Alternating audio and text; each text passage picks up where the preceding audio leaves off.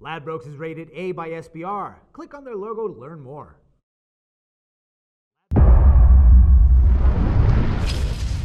Hello and welcome to World Sports Weekly. I'm your host, Natalie Rydstrom. Joining us now is Richard O'Hagan, sports writer and regular contributor to SBR Forum, to discuss the betting value for the individual World Cup teams. Richard, welcome to the show today.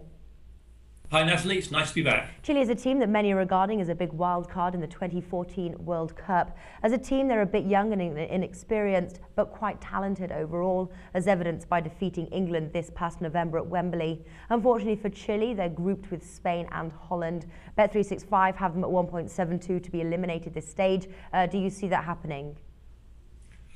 Yes, I mean, sadly, I think for Chile, it is going to be a bit of a battle. They're up against two much more experienced teams. Remember, Spain and the Netherlands played the last World Cup final, so they've got a tough draw there.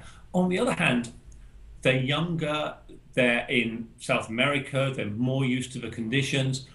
I can see them giving both these sides a run for their money, and I wouldn't be at all surprised if Chile did just squeak through, but it won't be by necessarily defeating those two teams. It'll be by actually holding the group to ransom, if you like, saying to Spain and the Netherlands, come on, try and beat us, and then picking up an easy win in the third game.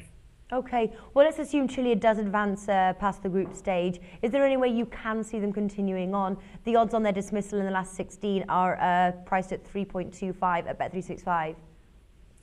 Yes, I think those odds, one, they reflect the short odds on them not making it out of the group.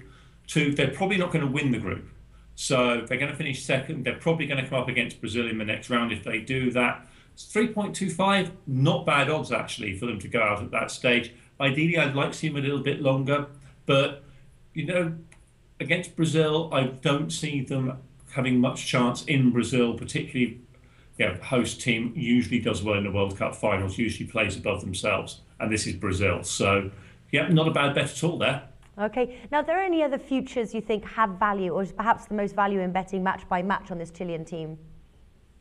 I think that's match by match betting on this team would be an excellent idea, simply because we don't know how they're going to react. As we said, they're a young team.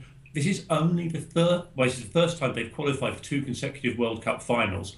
Didn't set the world alight back in 2010. This time, much better team, could surprise a few people.